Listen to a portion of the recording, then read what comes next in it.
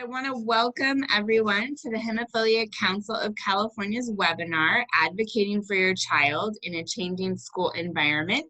I'm Lynn Kinst. I'm the Executive Director of the Hemophilia Council of California. Thank you for joining us for this important topic. With that, I would like to thank Takeda, who is our 2020 webinar series sponsor, and we wanted to get started today. So if you're anything like me, I would imagine that most of these items here are things that you have felt and are continuing to feel as we think through what the school year is going to look like. There seems to be a lot of competing concerns that we're all facing in terms of we want our kids to be in school, we want to make sure that they're getting the best education possible, but we also have a lot of health concerns. There are concerns for our educators and their safety, and there's just a lot about this current situation that's very difficult. When COVID hit our nation in the spring, I just don't think most of us expected that it would still be with us through the summer and into the fall. But we're sort of starting to come to realize that this is going to be with us for a while and that it's adjusting how we are living. Many of us as parents are struggling with balancing health concerns and educational needs, along with all of our own work responsibilities. And the question of how and when school is going to open has been weighing heavily on all of our minds. I think we've also probably all seen that the debate about these topics has gotten pretty heated on the online space, and as people express their opinions. So our goal today is to try to understand some of what's going into the decision making around us as school administrators try to decide about the opportunities and options that they're going to be providing this fall, and to help you as parents be informed and engaged in that process in a productive and valuable way. The council's goal is always to help folks be strong advocates for their own educational or medical needs. And so we welcome this as a good and healthy dialogue on those topics. So to start us off this afternoon, a friend of mine I'm thrilled to have with us today, Micah Grant, is going to join us. He is a Natomas Unified School District trustee, and in his professional life has worked as a chief of staff in the state legislature and a press secretary at the California State Board of Equalization. So he has a lot of experience with how personal advocacy impacts public policy, as well as what he is doing in the educational space these days. So with that, Micah, I'd like you to take it away.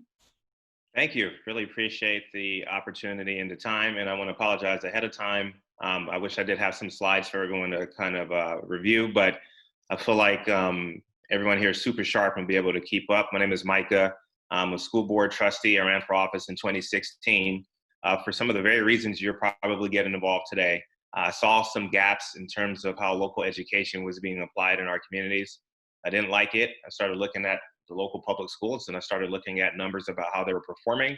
And at the time, I didn't even have a kid. I have a little girl now, and she's the most beautiful thing.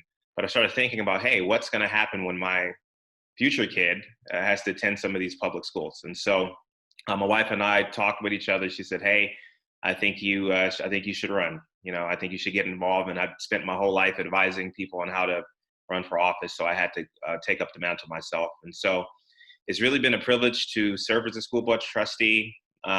We are faced with a lot of challenges right now, and I can imagine how much challenge you all are faced with as parents. And so I want to hop on and give you just a little bit of advice and not take up too much of your time about how you can effectively advocate for your student, especially in a COVID-19 environment. So the first thing I want to talk about today is understanding your what we call governance structure. School boards are not the most popular elected office to hold, even though there's it's one of the most vicious office to hold, right? And so the more hyper-local the race, the actual more decision-making authority you'll see. And so believe it or not, the battle for policy is not really happening at the federal level. It's really happening at the state and local level. So the first thing in terms of advocating is understanding your board governance structure, meaning how many school board members are there and what authority do they have. So for instance, in the Natomas Unified School District, There are 5 board trustees. We all come from very different parts of the community, and we are elected at large, meaning we all run and the top 3 finish. In some districts, you will find that the board seats are split by actual district number, depending on how they've decided to draw their lines. Either way, you'll see boards of 3, 5, or 7 generally. That board sits above a superintendent, and the board is directly responsible for hiring and firing, making personnel decisions, usually at the administrative level. The only time you'll see a teacher come before board if it's something really egregious. Normally, the superintendent will have the authority or been given the authority to hire or fire, but no individual board member has the authority to do anything unilaterally. You have to find a majority in each case. If you're a 5-member board, it's three people. 7-member board is 4 or 5. And so you really have to look at that structure. Next is the superintendent.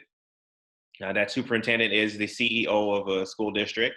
And depending on how the school district is set up, that superintendent is either very accessible or not very accessible. So in our district, we try to practice very strong oversight, but we have a very strong superintendent who is very active in the day-to-day management, and then he has a cabinet, and then there's staff. So when you're advocating, the first thing I would say for a student who has a disability or a student who may be on an IEP is that do not be afraid to contact your board member directly, right?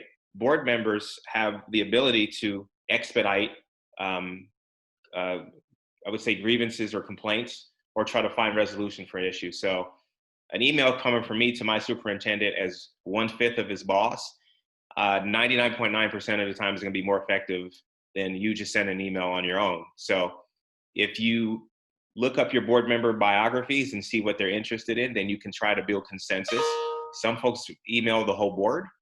Some folks will task one board member with the opportunity to try to find resolution for issues. So the reason I say communicate directly with your school board member is because there are a lot of superintendents who do not encourage that direct community feedback, right? Because the politics of things, they want to present a uniform view to the board member that's not really sometimes community-based. So go directly to your board members. So that's the first thing I would say. The second thing I would say is that in that process, there's also a teachers union. And this is very, very important to understand what your teachers union is fighting for. California law there's what's called collective bargaining. It has its strengths, but it definitely has its weaknesses. And the chief responsibility of a head of a teachers union is to protect teachers, right? I mean, I've seen that, and there's some good teachers, a lot of good teachers out there. But if you're not in the mix in terms of what the union is trying to negotiate with the board, then you have no idea what education policies are going to be implemented. So, for example, I can speak generically because we're in the middle of a negotiation right now. The governor basically granted the unions the authority to negotiate a lot of aspects to our social distance learning conditions. When I say our, I mean the public, the entire state of California. And so the union right now in many districts are saying, hey, we want this option for our kids. And the school board is saying, we want this option for our kids. And a lot of those options are either hybrid options or 100% distance learning, or maybe even a 5-day option. But it's important that there isn't a disconnect between the union and the public and the school board. And so I would encourage you, when the first step of advocacy is, one, going to your teachers union and saying, hey, this is what we want as a community. So if you want to negotiate things like teachers holding office hours for kids, or the superintendent being able to get a report on how check-ins are doing, or what kids are being left behind, or how much a teacher is actually going to avail themselves, that is a very, very important part of the process. And so one thing our district does is we'll send out a survey. I can't tell you how many parents don't fill out those surveys.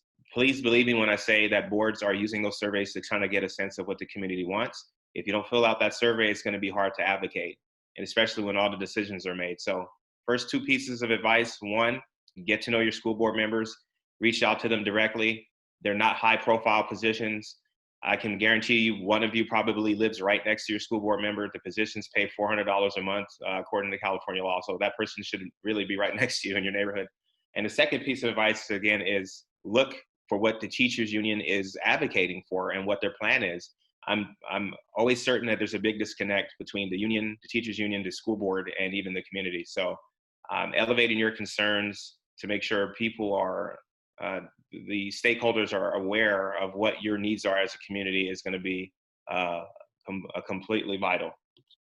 And so I guess the last piece of advice I would say in terms of being an effective advocate is you have to be very aggressive as a parent, especially in these conditions. So one, if your school district has a customer service hotline or operation, make sure you put everything in writing.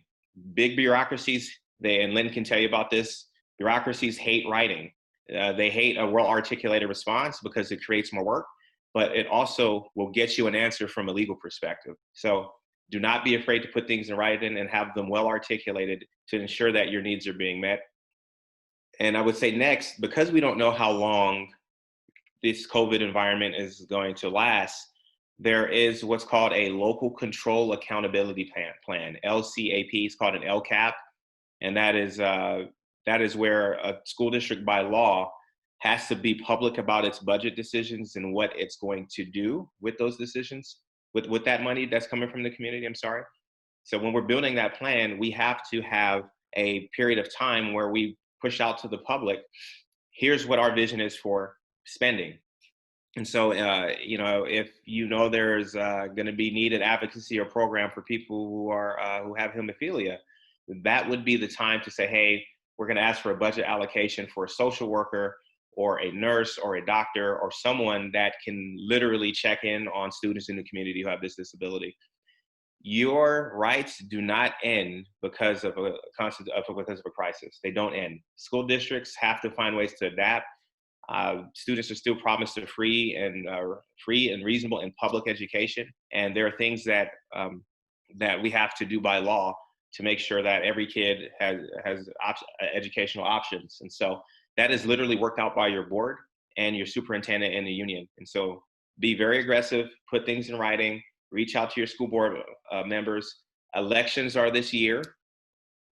Go to those candidate forums, ask these questions, because it's amazing when a candidate is forced to answer a question, whether they intended to have it a part of their platform or not, it becomes included in their platform. I reached out before I was even aware of what an IEP was when I first ran. I would go to 10, 11, 12 doors, and when I would knock on doors and ask the person, hey, what do you like about the school district? What don't you like? Everyone would point to IEPs. And so that forced me to go study and go learn what they were and become a more effective advocate for it. So I hope you all found this helpful. And at this point, I guess, Lynn, if you want me to be able to take a few questions, I can. Absolutely. That was, I think that was super helpful, Micah, and I appreciate those thoughts. So right now we have an opportunity for a couple questions if anybody has a question, and then after a couple questions we're going to open it up and we're going to have Marina Ibarra from Valley Children's Hospital, who's the social worker there, speak with a little bit more specifics regarding IEPs and 504 plans. So she's going to get into some specifics on that particular topic. But in general, anyone have any questions for Micah? I think you mentioned the LCAP, Micah. Sometimes parents can be involved in that, correct? Oh, absolutely. So the local control accountability plan is a very public process where a school district has to have a period of time where they post their proposed budget and spending allocations online. And there is a period of time where we're by law supposed to receive feedback from the community. This is where I can't tell you how disappointing it is sometimes to have these open feedback periods and there isn't anyone on the live stream and no one in the actual boardroom to advocate. $100 million to almost $1 billion, and you're talking about tons of revenue and just 5 to 7 people who are like, hey, well, I mean, this is what I would spend the money on. And you can't really expect those 5 to just be omniscient or omnipresent. And so it's, in a lot of cases, it actually could be very easy to advocate for a change in a program just by saying, hey, I showed up, here's what I need. So can we get this done? A lot of times there's not even competition because people aren't particularly interested in school board sometimes. That plan, yeah, look it up. Your district should have an LCAP. Usually the process will start. If they don't, then you need to hire an attorney. But that process usually starts in March, and the district will have multiple iterations of a budget plan, and they usually will try to pass one by June. And so, plenty of runway until March, obviously, but that's going to be one of the most effective ways you advocate for changes through budget and going to your school board members directly to make policy changes. I thank our participants today, Micah and Marina, for sharing such great information, and also to our sponsor, Takeda, for making the webinar series possible. And up on the screen, we have some upcoming webinars. Those dates are there, August 20th, September 17th, October 15th, and November 19th. And then our Health Policy Summit will be on August 14th. And then our Connections Conference, which focuses on gene therapy, will be November 17th. So thank all of you so much for joining us.